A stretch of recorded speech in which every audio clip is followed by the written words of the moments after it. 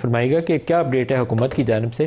یہ جو نرمی پیدا کی گئی ہے چمن والی سائڈ سے اور طورخم کے اوپر وہ بتا رہی ہیں کہ کل سے کی جائے گی، کیا کوئی اس ایگریمنٹ کا حصہ ہے جو آپ نے دوحہ میں سائن کیا؟ یہ دیکھیے، بسم اللہ الرحمن الرحیم، ندیم صاحب بہت شکریہ جی اپنے شو میں دعوت دینے کا۔ ندیم صاحب دیکھیے، بات یہ کہ آئی تھنک تھوڑا سا کانٹیکسٹ اس پہ دینا ضروری ہے۔ چند دن قبل آپ کو یاد ہے جب یہ یہاں پہ دہشت گردی کے واقعات ہوئے اور اپنے دفاع کے لیے پاکستان نے پھر جب ایکشن لیا تو from a position of strength یہ سیز فائر انیشلی اگری کیا گیا، اور یہ بات بڑی اہم ہے کیونکہ یہ طالبان رجیم کی درخواست پر یہ سیز فائر ہوا تھا، اور اس کے بعد ہم نے ایک ذمہ داری کا مظاہرہ کرتے ہوئے 48 گھنٹے کا سیز فائر کیا اور پھر دوحہ میں یہ مذاکرات ہوئے۔ اب دیکھیے یہ سیز فائر جاری ہے، اور یقیناً ہم تو چاہتے ہیں ہمیشہ سے کہ امن ہو اس خطے میں اور یہ چیزیں ہوں، مگر ایسا نہیں ہو سکتا کہ افغانستان کی دھرتی بار بار پاکستان میں دہشت گردی کے لیے استعمال ہو اور اس دوسری سائڈ سے اس طرح کا ایک رویہ ہو کہ کچھ ہو ہی نہیں رہا، جو کہ بدقسمتی سے اس نہج پر بات آ گئی تھی۔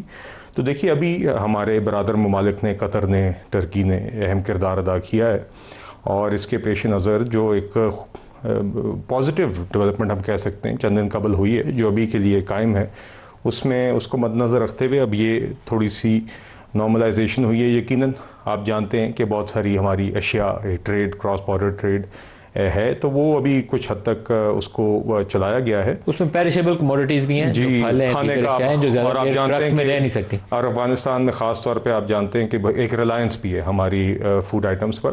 تو دیکھیے یہ بھی یقیناً ایک اس کو ہم مانیٹر کریں گے with the rest of the situation. باقی جس طرح کہ آپ نے ذکر کیا، اب 25 تاریخ کو غالباً ٹرکی میں بات چیت ہونی ہے، اور مقصد صرف یہ نہیں ہے کہ وہاں پر صرف یہ کہ سیز فائر قائم رکھنا، بلکہ وہاں پر اب ہم نے یہ بھی دیکھنا ہے کہ کانکریٹ اور ویریفائیبل ایک مانیٹرنگ میکنزم ہمیں نظر آتا ہے کہ نہیں آتا آئندہ کے لیے پاکستان میں، جو ہم چاہ رہے ہیں جس طرح کی گارنٹیز ہم چاہ رہے ہیں کہ دہشت گردی کے لیے افغانستان کی دھرتی نہ استعمال ہو۔ تو یہ واضح طور پہ ہمارا آفیشلی بھی یہ اسٹانس چند دن قبل آپ کو وزارت خارجہ کی طرف سے آیا تھا، اور انشاءاللہ آئندہ دنوں میں بھی آپ دیکھیں گے۔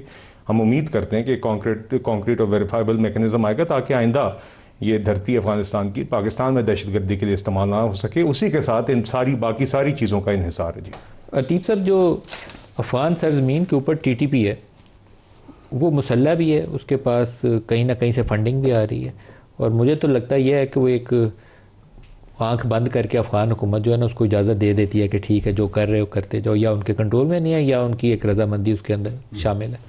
تو یہ صورتحال آپ کو لگتا ہے کہ اس ایگریمنٹ سے بدل جائے گی؟ میرے سیریس ڈاؤٹس ہیں اس کے اوپر۔ اچھا، بسم اللہ الرحمن الرحیم۔ ندیم صاحب السلام علیکم، یعنی صاحب السلام علیکم، آپ کے توسط سے ناظرین کو بھی سلام۔ بیسیکلی اپنا ندیم بالکل آپ نے صحیح کہا ہے کہ یہ جو ٹی ٹی پی ہے اور باقی جو دہشت گرد تنظیمیں ہیں افغانستان میں، تقریباً اس وقت 20 سے 22 تنظیمیں ہیں، دنیا جہان کے تمام گروپ کی نمائندگی موجود ہے۔ ٹھیک ہے، ایک تو یہ چیز یاد رکھنے کی ضرورت ہے۔ دوسرا، ایک آپ نے کانسیپٹ سنا ہوگا، ویگنر گروپ جیسا کانسیپٹ ہے، بلیک واٹر جیسا کانسیپٹ ہے۔ اسی طریقے سے میری نظر میں، میری پرسنل اوپینین میں، یہ جتنے بھی وہاں پہ دہشت گرد گروپ ہے، it's is nothing but a business. یہ کارپوریشنز ہیں basically, they just like the Wagner group, they just like maybe the Blackwater, اور ان کو فنڈنگ ملتی ہے، ان کو آبجیکٹیوز دیے جاتے ہیں، اور وہ ان آبجیکٹیوز کو ان کو ڈیلیور کرنا ہے۔ ان کی اکانومی چلتی ہے اسی پہ، ان کی اکانومی چلتی ہے ٹیررزم پہ۔ پہلے آپ کو اندازہ ہے 9/11 سے پہلے Afghanistan was the largest producer of opium in the world, ٹھیک ہے۔ اس کے بعد سے ان کی پروڈکشن کم ہوئی ہے، انکم کم نہیں ہوئی ہے۔ اس وقت تقریباً $100 پر کے جی اوپیم انٹرنیشنل مارکیٹ میں وہ فروخت کر رہے تھے۔ آج ہو سکتا ہے 70% کم ان کی وہ کیا پیداوار ہو گئی ہو، لیکن آج وہ $700 پر کے جی فروخت کر رہے ہیں۔ ابھی بھی مین سورس ان کا one of the sources is opium, the second business is terrorism.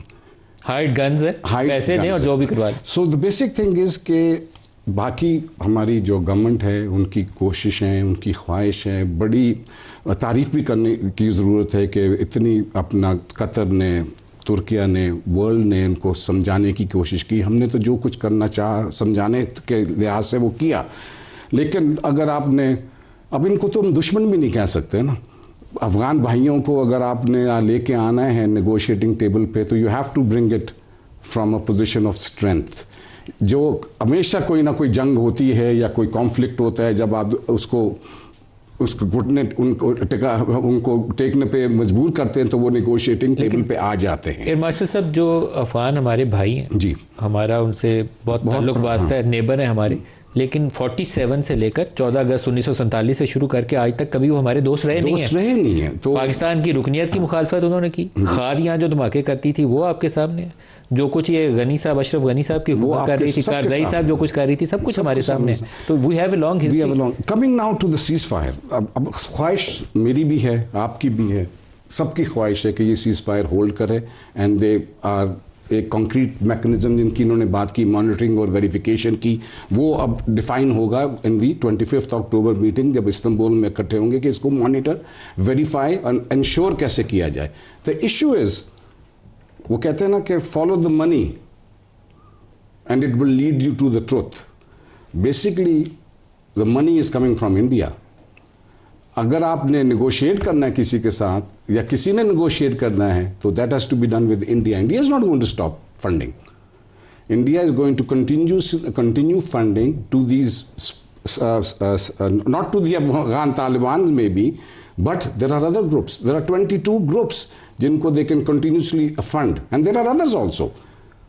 Those who want to see Pakistan remaining destabilized, they continuously will fund these people. If you cannot stop this funding, pھر یہ keeping these ceasefires intact is going to be بہت challenging ہوگا. یہ مشکل کام ہے, مشکل کام ہے. آپ نے بھی, آپ کا بھی یہ انالیسز ہے, میرا بھی یہ انالیسز ہے. اللہ کرے یہ اپنا گورنمنٹ جو ہے وہ کوئی نہ کوئی میکنزم جو ہے, it's the mechanism that is going to ensure کہ یہ جناب یہ ان کی فائنینسنگ رکے. فائنینسنگ نہیں رکے گی سر, انڈیا کیوں روکے گا؟ اگر نہیں رکتی تو نہیں رکے گی. Then we are not talking to the Canadian soil کے اوپر اسیسینیشن کر سکتے ہیں, جو آپ کی دبئی میں بیٹھ کے اور لندن میں بیٹھ کے پاکستان میں اسیسینیشن کروا سکتے ہیں, تو ان کو ٹی ٹی پی یا داعش کو یا وہ ایسٹ ترکستان اسلامک موومنٹ کو پیسے دیتے ہوئے تکلیف ہوگی؟ وہ دیں گے پیسے. فنڈنگ جو ہے, جب تک فنڈنگ نہیں رکتی, it's very difficult to control this. Barrister Umair نے صاحب آپ کو بھی ویلکم کرتا ہوں. سر, افغان سرزمین کیا پاکستان کے اوپر حملوں کے لیے جو استعمال ہو رہی ہے اس کو مؤثر طریقے سے روکا جا سکتا ہے؟ اس کے لیے تو دیکھیں بہت سارے فیکٹرز ہیں. جیسے ایئر مارشل صاحب نے بات کی تھی کہ سب سے پہلے تو سوال بنتا ہے کہ $700 بلین کا اسلحہ وہاں کون چھوڑ کے گیا تھا اور کس وجہ سے چھوڑ کے گیا. پھر ہم بات کرتے ہیں جی ان کی اکانومی ٹیررزم پہ تھرائیو کرتی ہے, تو کیا باقی ویسٹرن ممالک یو ایس کی اکانومی وار پہ نہیں تھرائیو کرتی؟ وہ اسلحہ بیچ کے نہیں اپنی معیشتوں کو مضبوط کرتے اور انگیجمنٹ مختلف طرح کی بناتے؟ اگر آج یوکرین میں کانفلکٹ لگا ہوا ہے تو الٹیمیٹلی فائدہ کس کا ہو رہا ہے؟ پھر دوحہ میں جو ٹاکس ہوتی ہیں, دوحہ میں یوکرین کی جنگ نے تو پورے یورپ کو بٹھا دیا, ساروں کو بٹھا دیا, پتہ نہیں فائدہ اس سے کون اٹھا رہا ہے. پیسہ کسی کا تو بن رہا ہے, اسلحہ کوئی تو بیچ رہا ہے نا. جس کے بینک اکاؤنٹس بڑھ رہے ہیں وہ تو خوش ہیں, تو انہیں سوٹ کرے گا. اسی طرح دوحہ میں بیٹھ کے یونیلیٹرلی افغان کے ساتھ معاہدہ ہو جاتا ہے, طالبان کو بٹھا دیا جاتا ہے. کیا اس وقت نیبرز کو آن بورڈ لیا گیا؟ خود وہاں طے کر لیا گیا کہ افغانستان کی سوئل استعمال نہیں ہوگی ٹیررزم کے لیے, تو آج وہ گارنٹیز کدھر گئیں؟ کیا FATF کے قوانین ہمارے لیے ہیں؟ خالی ہمارے لیے ہوں, ہمارے لیے جماعت الدعوہ یہ وہ سب کے ارد گرد آپ ایکشن کرا لیں. کیا انڈیا کے اگینسٹ وہ FATF کے قوانین نہیں اپلائی کرتے؟ یہ سب سے امپورٹنٹ کویسچن ہے جس کی طرف ابھی آپ نے اشارہ کیا. FATF کے اوپر یہاں پہ اتنی پابندی تھی کہ وہ جو ایکچوئل ان کا ریلیف کا ورک تھا نا, وہ داعش والوں کا, وہ کچھ اور نام سے وہ تھا ریلیف کا ورک, اس کو بھی ہم نے بند کروا دیا. کہ یہ نہیں چلے گا, فلاحی انسانیت یا پتہ نہیں کس نام سے وہ کرتے تھے.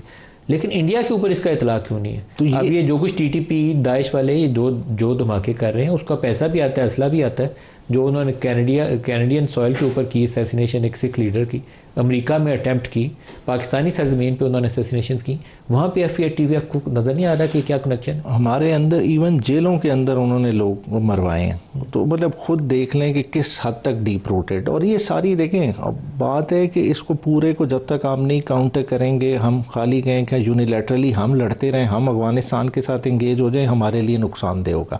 ہماری انگیجمنٹ ہمیں پتہ ہے ہمارا دشمن کون ہے. दुश्मन है। तो अफगानिस्तान से लड़ने का किसको शौक है, लेकिन आपकी सरजमीन पे अगर खून रेजी होगी तो आपको तो रोकनी है। नहीं, बिल्कुल रोकनी है, मगर देखें अल्टीमेट बंदे के पीछे तो जाए ना, जो पीछे खड़ा है। जब तक पीछे जो बंदा खड़ा है, जो पर्दे के पीछे, उसे आप बेनकाब नहीं करेंगे तो हम अपना खून ज़ाया ही करते रहेंगे। बात है हम एक और दुश्मन में इजाफा कर रहे हैं। हम बिल्कुल अपना कॉन्क्रीट जवाब दें जिस तरह अभी दिया गया जवाब, मगर अल्टीमेटली अगर पीस ने प्रिवेल करना है वो तब प्रिवेल करेगा जब इंडिया और आप बराबरी के टर्म्स पे बैठेंगे। ये नहीं होगा कि इंडिया का नैरेटिव दुनिया माने, इंडिया हमें कश्मीर के नाम पे ब्लैकमेल भी करे। आप कहें कि बाहर सारी ज़िंदगी उन्हें क्या रट लगाई कि जी जिहाद को फाइनेंस कर रहे हैं, जी क्रॉस बॉर्डर टेररिज्म करा रहे हैं। असली नुकसान टेररिज्म का किसका हुआ है? पाकिस्तान का हुआ है। 70,000 से ज़्यादा जाने किसने दी हैं? पाकिस्तान ने दी है। तो ये चीज़ उजागर करने की ज़रूरत है। बिलाल साहब, कैसे इंश्योर करेंगे कि बॉर्डर को आपको सही फुल प्रूफ किस्म की सिक्योरिटी दे सकें? ये क्रॉस बॉर्डर जब तक आप रोकेंगे नहीं, और आपका बहुत लंबा बॉर्डर है, कुछ 2400-2500 किलोमीटर, लेकिन आपको इंश्योर करना है, ये चीज़ नहीं करेंगे ना तो ये जो पाकिस्तानी ज़मीन के ऊपर कोई यंग कैप्टन है, फौज का मेजर है, कर्नल है, हर रोज़ हम खबरें पढ़ रहे हैं, ये सस्टेनेबल नहीं है किसी दुनिया के मुल्क के लिए, हमारे लिए बिल्कुल भी। नदीम साहब देखिए, ये तो सिलसिला, हम इसमें कोई शक नहीं है कि एक एक शहादत पर भारी है जी। अब बाज़ वाक़यात में 11 हमारे फौजी जवान इकट्ठे शहीद हुए। नहीं, और एक एक शहादत, एक एक जवान, एक एक सिपाही, एक एक लांस नाइक, एक एक लेफ्टिनेंट कर्नल, मेजर हम देखते हैं जी, और दिल खून के आंसू होता है। और फिर आप देखते हैं जो ईमान और प्यार उन शहदा की वालिदैन का इस मुल्क के साथ, आप बार बार देखते हैं एक तकवा, एक ईमान आप देखते हैं कि किस तरह वो उनके माथे पे बल नहीं होता जब वज़ीर आज़म जाते हैं। तो ये हमारे ऊपर ज़िम्मेदारी है कि हम इन सारी बहसों में, बातों में, पॉलिसी मेकिंग में इस बोझ को, इस कुर्बानी को मद्देनज़र रखें। और यकीनन नदीम साहब, ये कुर्बानियाँ इसलिए दी जा रही हैं ताकि जंग हम जीते हैं। बिलाल साहब, उनके जज्बे में और उनकी कुर्बानी में तो कमी कोई नहीं है, उनको सलाम है सारों को, क्योंकि वो सारे बॉर्डर पे खड़े इसलिए हैं। वो किसी को जान का खतरा होना तो बॉर्डर पे जाके वो खड़ा नहीं होता सीना तान के, लेकिन अब ये ड्यूटी तो रियासत की है ना कि इंश्योर करे कि वो बॉर्डर पार से दहशतगर्दी ना। मैं आपसे इत्तफाक कर रहा हूँ, तो कैसे इंश्योर करेंगे कि बॉर्डर सिक्योरिटी इंश्योर करें, फुल प्रूफ हो जाए? नहीं देखिए, एक ऑप्शंस क्या है? Border security is one element, लेकिन ना बात ये है अब इस दफ़ा क्यों अफगानिस्तान में हमें मुंह तोड़ जवाब देना पड़ा, बिकॉज ये नहीं हो सकता कि बॉर्डर पार ये बार बार एक स्ट्रीम आती रहे और हम यहाँ पे बैठ के बॉर्डर को रोकते रहे और मुल्क के अंदर जो आ जाए उसके ऊपर हमला करते रहें या उस पर उसके हमले के हम निशाना बनते रहें। इसीलिए इस सिलसिले को तोड़ने के लिए ये जवाब दिया गया था। और इंशाल्लाह देखिए आगे भी हमें अगर ज़रूरत पड़ी तो अपने दफ़ा के लिए किसी हद तक जाएंगे।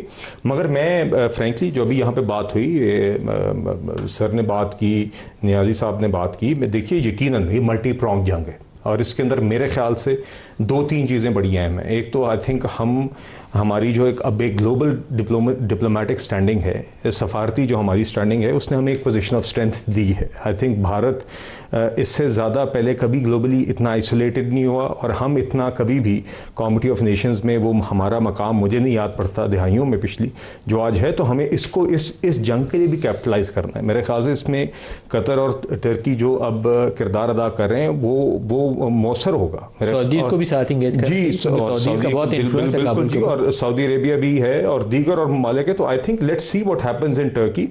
मगर हमें बिल्कुल जी अपनी सरजमीन पर भी हम ये जंग जारी रखेंगे दहशतगर्दों के खिलाफ।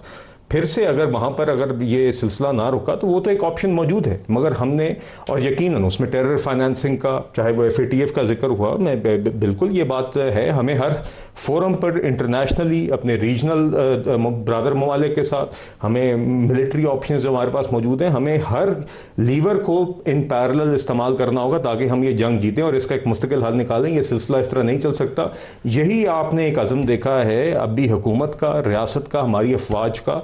इसीलिए आपने इस दफ़ा इस तरह का मुंह तोड़ जवाब देखा जिसके नतीजे में दूसरे बॉर्डर पार एक दरख्वास्त की गई सीज़ फायर की और इस तरह यही दिखाने के लिए कि जिस तरह ईस्टर्न बॉर्डर पे हम डिसाइसिव एक्शन लेने के तैयार हैं जब हम पर जंग मुसल्लत होती है, हम इसी तरह इस एंड पे भी तैयार हैं। मगर हम अमन चाहते हैं, मुस्तकिल अमन चाहते हैं और जिम्मेदार है खाम रियासत हैं।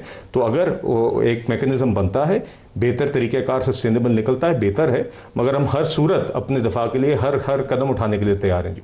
एयर मार्शल साहब, जो बाज़ वाक़यात जैसे अभी मिडल ईस्ट में इसराइल ने हमास की पूरी क़यादत जो थी पेनिट्रेट किया उसने उन ग्रुप्स के अंदर, हिजबुल्लाह की पूरी क़यादत, इवन ईरानियन अटैक के अंदर उनके न्यूक्लियर साइंटिस्ट तक की मूवमेंट उन्होंने ट्रैक की।